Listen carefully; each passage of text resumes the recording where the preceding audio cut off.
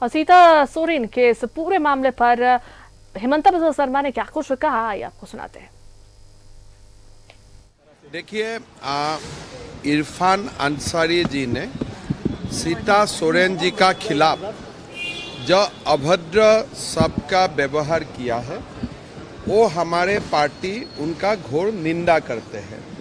लेकिन सबसे ज़्यादा हम निंदा करना चाहता हूँ हेमंत सोरेन जी को कि अपना भाभी का ऊपर इतना अभद्र शब्द व्यवहार करने का बाद भी उन्होंने इरफान अंसारी का खिलाफ कोई व्यवस्था नहीं लिया। मुख्यमंत्री सोरेन जी के लिए आदिवासी अस्मिता के कोई वैल्यू नहीं है। शिबू सोरेन जी का गुरुजी का बहू का अपमान होते हैं और हेमंत सोरेन कुछ नहीं बोलते।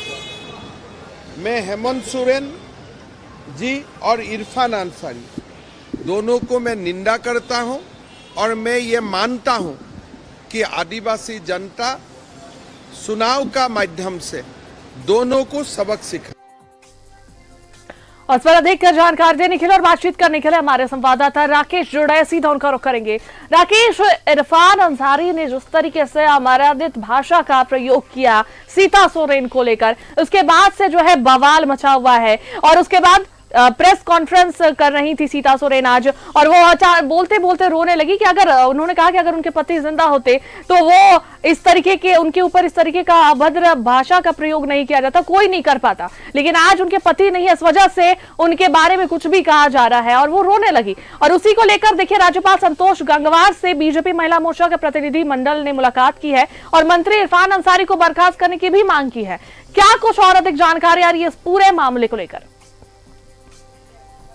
देखिए अनुष्का, इस पूरे प्रकरण में इरफान अंसारी चौतरफा घिर चुके हैं। चुनाव आयोग से लेकर तमाम जगहों पर उनके खिलाफ जो है वो बीजेपी के लोग एग्रेसिव हैं। आपने देखा होगा कि मामला चुनाव आयोग में भी जा चुका है। उनके बर्खास्तगी की भी मांग की जा रही है। बीजेपी लगातार इस बात को लेकर सरकार पर, मुख्यमंत्री पर दबाव बना रही है कि उनको मंत्रिमंडल से हटाया जाए, उनको मंत्री पद से हटाया जाए। तो आप कह सकते हैं कि जिस बात को लेकर इरफान अंसारी ये कह रहे हैं कि उन्होंने उस बात का, उस शब्द का जिक्र नहीं किया, लेकिन अब वही शब्द उनके लिए गले की हड्डी बन बैठा है और पूरी फजीहत हो रही है। न सिर्फ उनकी फजीहत हो रही है बल्कि उस शब्द को लेकर कांग्रेस की भी फजीहत हो रही है, सरकार की भी फजीहत हो रही है, सोरेन परिवार की भी फजीहत हो रही है। क्योंकि बीजेपी लगातार इस बात को लेकर भी आरोप लगा रही है कि इरफान अंसारी के मामले में सोरेन परिवार का कोई भी शख्स कुछ भी कहने से बच रहा है, चाहे वो मुख्यमंत्री हेमंत सोरेन हो, कल्पना सोरेन हो, बसंत सोरेन हो। क्योंकि देखिए, वैचारिक तौर पर भले ही सीता सोरेन आज बीजेपी के साथ हैं, लेकिन वो परिवार की बड़ी बहू है, सोरेन परिवार की बड़ी बहू है और इससे इनकार भी नहीं है किसी को। बावजूद इसके सोरेन परिवार के तरफ से इरफान अंसारी को लेकर अभी तक किसी प्रकार की कोई टिप्पणी नहीं की गई है। दूसरी तरफ मामला चुनाव आयोग में जा चुका है, चुनाव आयोग ने इस बात को गंभीरता से लिया है। दूसरी तरफ आपने देखा होगा कि झांसी से लेकर जमशेदपुर तक इरफान अंसारी के मामले में महिलाएं जो हैं, खासतौर पर बीजेपी महिला मोर्चा की जो सदस्य हैं, जो नेत्री हैं, वो लगातार प्रोटेस्ट भी कर रही हैं। कल भी उनके सरकारी आवास के बाहर प्रोटेस्ट किया गया।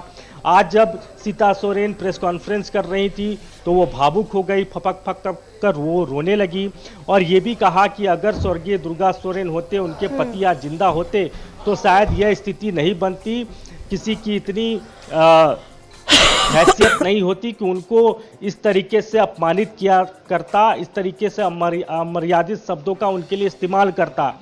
तो देखिए, चुनाव है और चुनाव में हर कोई की कोशिश यही है कि किसी तरीके से वो सीट जो है वो फतह की जाए।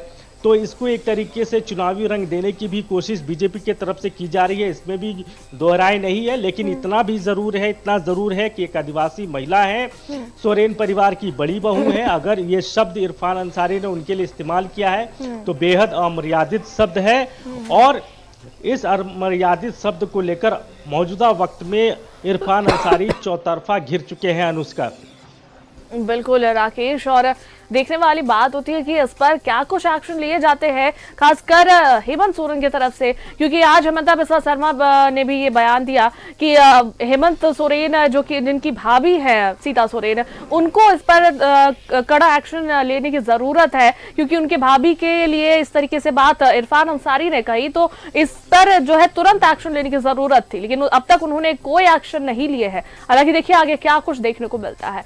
बहुत बहुत धन्यवाद राकेश तमाम जानकारी देने के लिए।